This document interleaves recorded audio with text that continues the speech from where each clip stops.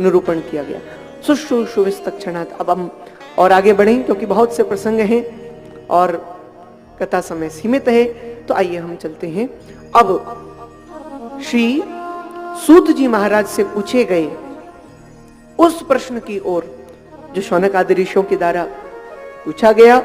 6 प्रश्न पूछे गए और इन 6 प्रश्नों के विस्तार में श्री सूत जी महाराज ने 12 स्कंदों में श्रीमद् भागवत जी का गायन किया, जिसमें धर्म का स्वरूप, भगवान के जाने के बाद धर्म किसकी शरण में गया, आदि आदि ये सब, और भगवान क्यों जन्म लेते हैं तो कितने जन्म हुए, ये सब पूछा गया। तो सज्जनों, स्पष्ट बात आपको मैं कह दूं, भगवान कभी जन्म नहीं लेते। जब भी लेते हैं भगवान अवतार लेते हैं। आप कहोगे महाराज जन्म में और अवतार में क्या अंतर है? तो भाई इतना अंतर है, जैसे एक दृष्टांत से समझिए आप, बहुत आसानी से आपको मैं समझाता हूं। एक बार एक व्यक्ति कहीं जा रहा था, धुन में चला जा रहा था, मुझे ध्यान नहीं गया और कुएं में गिर गया। जो कुएं में गिरा वो कुआं इतना गहरा था कि वो अपने सामर्थ्य से उससे बाहर नहीं निकल सकता था। तो अब वो आवाज देने लगा, अरे भाई मुझे बचाओ, मुझे बाहर निकाल लो। तब उसकी आवाज सुनकर एक व्यक्ति भागा भागा आया और उसने सीढ़ी लगाकर बराबर नीचे उतर करके पूर्ण विश्वास दिलाया कि हाँ ये सीढ़ी कमजोर नहीं, और फिर उसको अपने साथ ऊपर लाने लगा। तब तक तो भीड़ इकट्ठी हो गई, सब आपस में बातें करने लगे। लगता है कोई गिर गया। एक बोला लगता है एक नहीं 2 गिने, 2 देखो 2 बाहर आ रहे हैं। इतने में ही एक जानकार ने, समझदार ने समझाया, अरे नहीं नहीं भैया, 2 नहीं गिरे, एक गिरा है और एक उतरा है। अब बताओ कितना अंतर है? एक गिरा है और एक उतरा है। ये अंतर है जन्म और अवतार में।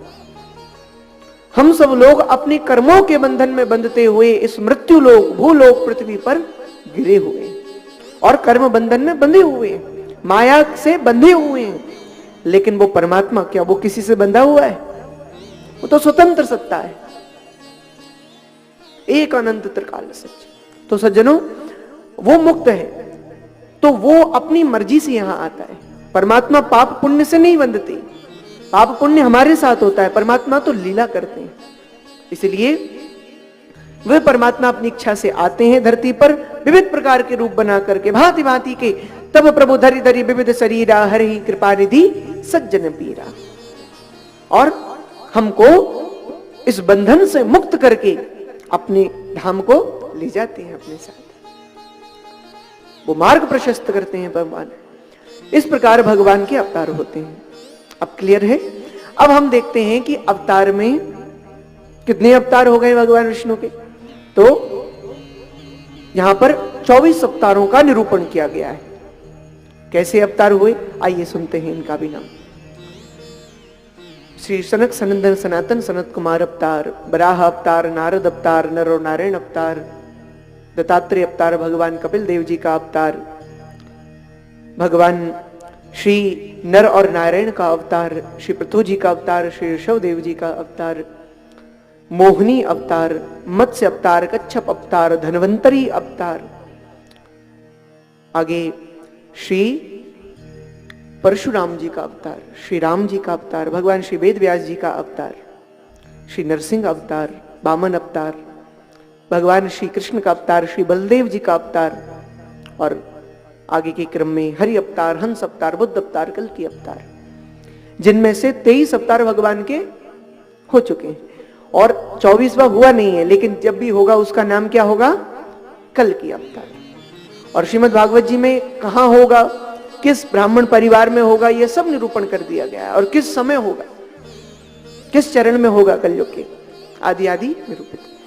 तो इन 24 अवतारों में से भगवान के 2 अवतार सबसे प्रमुख अवतार, पूर्ण अवतार कहे जाते हैं। एक राम अवतार और एक कृष्ण अवतार। इन दोनों अवतारों में भी कोई ज्यादा अंतर नहीं, अंतर है तो बस निमिष मात्र। कितना? राम कृष्ण 2 एक हैं, अंतर नहीं निमेश, इनके नयन गंभीर हैं, उनके चपल विशेष। राम जी मर्यादा पुरुषोत्तम है तो कन्हैया लीला पुरुषोत्तम है। राम जी राम जी थोड़े गंभीर हैं तो कन्हैया थोड़े चंचल चपल, बस इतना ही अंतर है। और सूत जी कहते हैं श्रीमद् भागवत लिखने के पीछे व्यास जी का एक ही उद्देश्य रहा है, किसी भी तरह व्यक्ति का, मनुष्य का मन भगवान के चरणों में लग जाए, उसका कल्याण हो। इतना सुनते ही शौनक आदि ऋषियों ने पूछा कि महाराज जी ये बताइए ये व्यास जी कौन है, और इनके बारे में भी हम विस्तार से सुनना चाहते हैं। तब विस्तार से व्यास जी की भी कथा सुनाई। आइए हम सब लोग भी जानते हैं व्यास जी की कथा, सुखदेव जी की कथा भी इसी क्रम में आ रही है। सभी ध्यान से सुनिए व्यास जी कौन हुए, कैसे हुए। श्री व्यास जी महाराज सज्जनों भगवान नारायण के पुत्र हुए ब्रह्मा जी। नारद जी भगवान नारायण से ब्रह्मा जी के बाद हुए मरीचि के, और इस क्रम से सूर्य वंश निकला है। और इधर ही एक क्रम से सज्जनों इनके पुत्र हुए श्री वशिष्ठ जी, ब्रह्मा जी के वशिष्ठ जी के शक्ति के पाराशर जी, और पाराशर जी के हैं श्री वेदव्यास जी। इनकी माता का नाम सत्यवती। श्री वेदव्यास जी महाराज ने हिमालय पर सम्याप्रास नाम का एक सुंदर आश्रम बसाया है। बिटका देवी से विवाह किया, वहीं उनके साथ निवास करते हैं। एक बार इन्होंने जब ध्यान लगाया तो इनके ध्यान में संसार घूमने लगा। इन्होंने देखा लोगों का जीवन तो यूं ही बेकार जा रहा है। सुबह उठते ही चाय नाश्ता अखबार लेकर बैठना, दोपहर में ऑफिस मकान दुकान लेके बैठना, और रात को भी टीवी को देखते हुए सो जाना। बस इतना ही रह गया लोगों का जीवन। भगवत भक्ति का तो नाम निशान नहीं रहा, तो फिर कल्याण कैसे हो जीव मात्र का। तब उन्होंने संसार के कल्याण के लिए जो वेद आदि हैं, भगवान से निकले हैं, उन वेदों का विभाजन किया। वेद अभ्यास नाम कैसे पड़ा? वेदः विभाजयति विस्तारयति इति व्यास, वह व्यास है। तो उन्होंने 4 वेद किए, आप सभी जानते हैं, ऋग्वेद, यजुर्वेद, सामवेद और अथर्ववेद। अब इन 4 वेद रच तो लिए उन्होंने, लेकिन इनकी भाषा ही इतनी कठिन, कोई निपटता ही नहीं। तब सज्जनों इन्होंने शास्त्र और 17 पुराणों की रचना कर डाली, जिनमें से विष्णु पुराण इनके पिता के द्वारा रचा गया था। पर क्योंकि गुरु की संपत्ति शिष्य की संपत्ति मान्य है, इस ढंग से हम इनको 18 ही पुराणों का रचयिता भी कहते हैं। अभी 17 पुराण हुए हैं, लेकिन तब भी व्यास जी को संतोष नहीं मिला। अब आप बताओ, कोई कवि कोई कविता रचे और उसी को उसमें आनंद न आए तो सुनने वालों को कैसे मिले? तब व्यास जी को परेशान देखकर नारद जी आए, और नारद जी ने उस वक्त कहा, व्यास जी जब तक आप भगवान के भक्तों के लिए भागवत जी का विस्तार नहीं करोगे, भगवत भक्ति का विस्तार नहीं करोगे और भागवत ग्रंथ की रचना नहीं करोगे, तब तक आपके मन को संतोष नहीं मिल सकता। जब उस पवित्र ग्रंथ को भगवान के परम भक्त रसिक पढ़ेंगे, परमहंस संत उसको गाएंगे, निश्चित आपको संतोष प्राप्त होगा, शांति मिलेगी। तब व्यास जी ने कहा, मैं तो बूढ़ा हो गया हूं, अब मुझसे क्या होगा?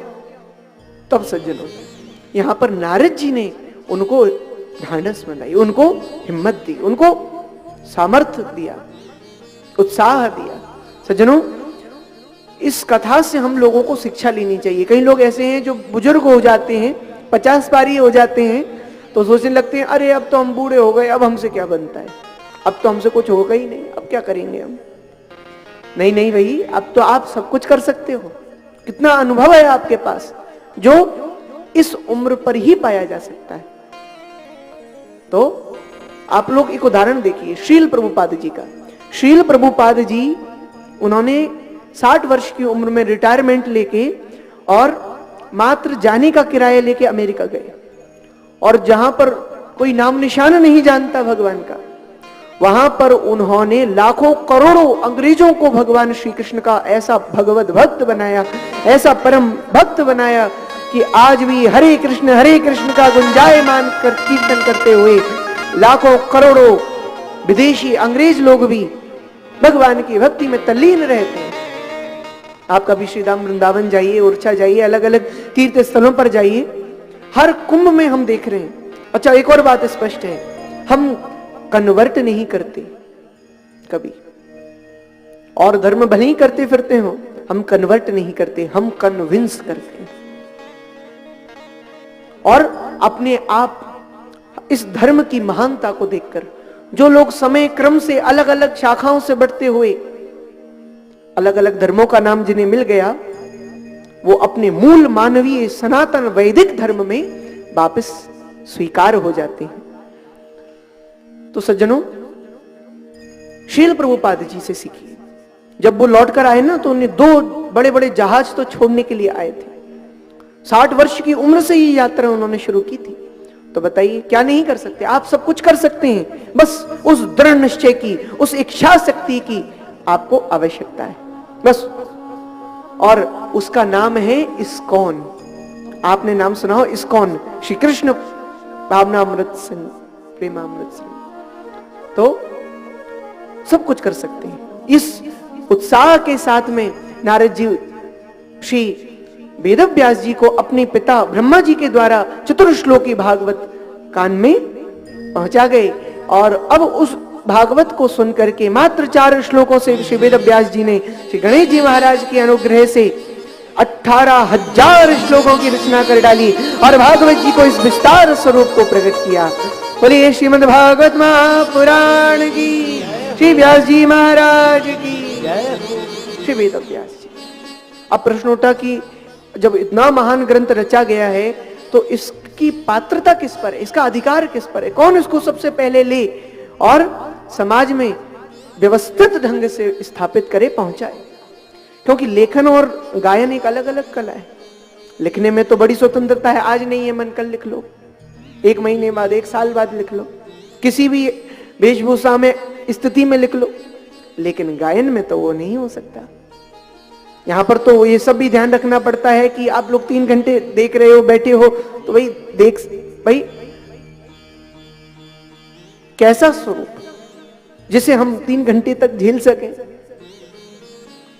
और इसके साथ साथ किस क्रम से चल रही है। अब जैसे कोई आधा घंटा रुक जाए तो लोग आपस में बातें करने लगेंगे, आयोजक से कहेंगे कि क्यों भैया, कैसे महाराज जी लाए, आधा घंटा 1 घंटा रुके ही रहते हैं, पता नहीं कहां खो जाते हैं, सब लोग परेशान हो जाते हैं। तो ऐसा क्रम नहीं हो सकता। यहां पर एक प्रवाह है, एक रस धारा है, उस सब को बना करके, संभाल करके, श्रोताओं का भी स्थिति उसको भी समझ करके होता है कि भाई कोई श्रोता है या सोता है, ये सब भी पता चल जाता है धीरे धीरे। और मेरे सामने कोई किताब पुस्तक नहीं है, मैं आपकी आंखों को पढ़कर बात कर रहा हूं, कह रहा हूं। इसलिए हम सभी लोग इसका भी महत्व समझें कि व्यास जी को कितनी चिंता हुई होगी कि इसको कौन स्थापित करेगा समाज में श्रेष्ठ स्वरूप के साथ। तब सज्जनों आकाशवाणी हुई, भगवान स्वयं बोले, व्यास जी आप ही का पुत्र सुखदेव। अब सुखदेव जी का नाम सुनते ही सब शौनक आदि ऋषियों ने पूछा, महाराज जी सुखदेव जी कौन है, जरा इनके बारे में भी बताइए। तो सुखदेव जी के बारे में भी विस्तार से ये बताने लगे। श्री सुखदेव जी, शुक का अर्थ है तोता। सुखदेव जी महाराज श्री राधा रानी के गोलोक धाम में निवास करते थे और वहीं पर राधा रानी के साथ क्रीड़ाएं किया करते थे। उस वक्त एक दिन राधा रानी ने कहा, बेटा सुखदेव। तो हमारे शुकु महाराज बोले, जी राधा रानी, मातोश्री। तो उन्होंने कहा, देखो पुत्र, मैं चाहता हूं तुम धरती पर जाओ और सनातन भागवत धर्म का प्रचार करो। तब सुखदेव जी ने कहा कि नहीं मैया, मुझको तो आपकी माया पकड़ लेगी, माया तो बड़ी खतरनाक है, अच्छे अच्छे ऋषि मुनियों को मोह लेती है। तब सुखदेव जी बोले, नहीं माता, मैं तो नहीं जाऊंगा। तब राधा रानी ने कहा, नहीं नहीं सुखदेव, तुमको मेरी माया नहीं पकड़ेगी, मेरे वचन का विश्वास है तुमको, जाओ। तब श्री सुखदेव जी महाराज एक शुक पक्षिणी के गर्भ से अंडे के रूप में हिमालय पर उस वृक्ष के ऊपर बाहर आए, धरती पर पहले अंडे के रूप में बाहर आए, जिस वृक्ष के नीचे भगवान भोलेनाथ माता भवानी को अमर कथा सुनाने वाले। और उस वक्त चलने वाली बर्फीली हवाओं से सुखदेव जी की चिंता हुई राधा रानी को। तो उन्होंने नारद जी से तुरंत कहा, हे नारद, जल्दी जाओ और मेरे सुखदेव को संरक्षण प्रदान करो, और वो जिस सनातन धर्म के प्रचार के लिए, प्रसार के लिए धरती पर गया है, उसमें उसकी खूब सहायता भी करो। राधा रानी को बारंबार प्रणति करते हुए नारद जी महाराज बोले, जी मैया, आपकी आज्ञा श्रोधार्य है। और फिर भी क्योंकि आप तो जानते ही हो, इसलिए अगर मुझसे कोई भूल हो जाए, कभी कोई गलती हो जाए, कुछ छूट जाए, तो मैया मुझे क्षमा कर दीजिएगा, अपना ही एक छोटा सा दास समझकर, अपना ही बालक समझकर। सज्जनों, आज हम भी अपने मन में ये विचार करें कि आज हम जहां हैं परमात्मा की कृपा से हैं, श्री राधा रानी ठाकुर जी की कृपा से हैं। और अच्छा, अब ऐसे देखिए जीवन को कि कभी हम जब छोटे थे, उससे बड़े होते गए तो लगता था कि हाँ, माता पिता की हम शरण में हैं, उनके संरक्षण में हैं। लेकिन अब आप यह सोचकर देखिए कि जिन माता पिता की ही जीवन की कोई गारंटी नहीं, तो वो पूर्ण रूप से हमारे जीवन की गारंटी कोई कैसे ले सकता है? कोई मनुष्य नहीं ले सकता, ये तो स्पष्ट है। हाँ, जिम्मेदारी के साथ वो संरक्षण करते हैं, उसमें कोई दो राय नहीं। तो फिर किसकी कृपा से यहां है? परमात्मा की कृपा से। तो आज हम उसको क्यों ना धन्यवाद करें, क्यों ना उससे एक बार प्रार्थना करें कि हमने जीवन में कितनी गलतियां की हैं, तेरी कितनी अवहेलनाएं की हैं, उसके बाद भी अभी तक तेरी कृपा दृष्टि हम पर बनी हुई है और हम अब भी सकुशल हैं और वृद्धि को प्राप्त कर रहे हैं। ये सब तेरी ही कृपा है प्रभु। राधा रानी, तेरी ही कृपा है, बस ये कृपा की कोर कभी ना हटे, ऐसा अनुग्रह हम पर बनाए रखना। आइए गाते हैं, राधा रानी को प्रसन्न करते हैं। हो मेरे गिनियो ना जी, मेरे गिनियो ना, मेरे गिनियो ना अपराध लाडली श्री रानी, मेरे गिनियो ना अपराध लाडली श्री रानी, मेरी गिनियो ना अपराध लाडली श्री राधे, मेरी गिनियो ना अपराध लाडली श्री रानी, मेरी गिनियो ना अपराध लाडली श्री राधे, लाडली श्री राधे, लाडली श्री राधे,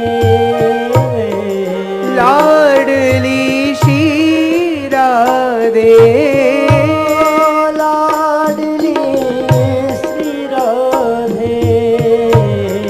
लाडली श्री राधे, लाडली श्री राधे, लाडली श्री राधे, लाडली श्री राधे, गिनियो ना, मेरे गिनियो ना जी, मेरे गिनियो ना अपराध लाडली श्री राधे, मेरे गिनियो ना अपराध लाडली श्री राधे।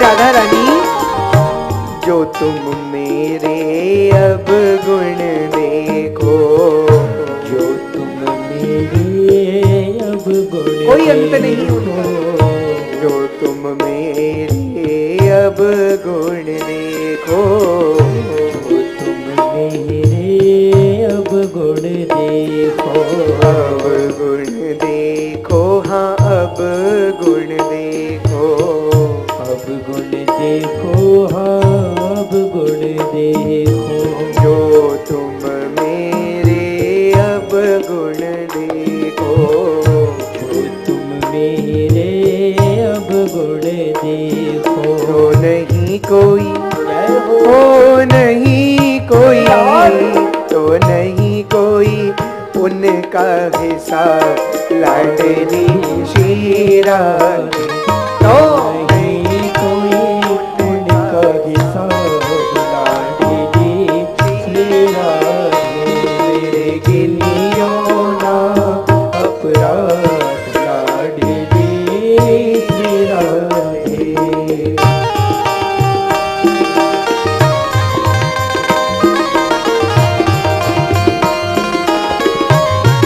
माना राधे रानी, माना कि मैं पतित बहुत हूँ, माना कि मैं पतित बहुत हूँ, पतित बहुत हूँ, पतित बहुत हूँ, पतित बहुत हूँ, पतित बहुत हूँ। माना कि मैं पतित बहुत हूँ, अधम से अधम पतित मैं मतिमंद गवा।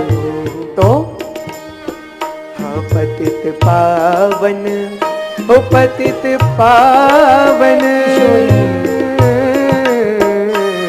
पतित पावन है तेरो नाम लाडली श्री राधे, पतित पावन है तेरो नाम लाडली श्री राधे, मेरे गिनियो ना अपराध लाडली श्री राधे। राधा रानी अष्ट सखिन में कोटि गोपिन में, अष्ट सखिन में कोटि निज चंचरी में, अष्ट सखिन में कोटि गोपिन में, अष्ट सखिन में कोटि गोपिन में, कोटि गोपिन में, कोटि गोपिन में, कोटि गोपिन में, कोटि गोपिन में, अष्ट सखिन में कोटि गोपिन में, अष्ट सखिन में कोटि कृपा कर गोपिन में। लिख लीजो, लिख लीजो,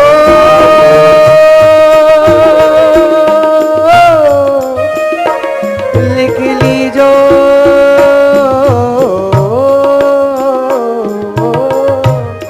लिख लीजो, लिख लीजो, लिख लीजो, लिख लीजो, लिख लीजो, लिख लीजो मेरो भी नाम लाडली श्री राधे, लिख लीजो मेरो भी नाम लाडली श्री राधे, ओ मेरे गिलियो ना अपराध लाडली श्री राधे, ओ मेरे गिलियो ना अपराध लाडली श्री राधे, लाडली श्री राधे, लाडली श्री राधे, श्री राधे, लाडली श्री राधे, लाडली श्री राधे, ओ लाडली श्री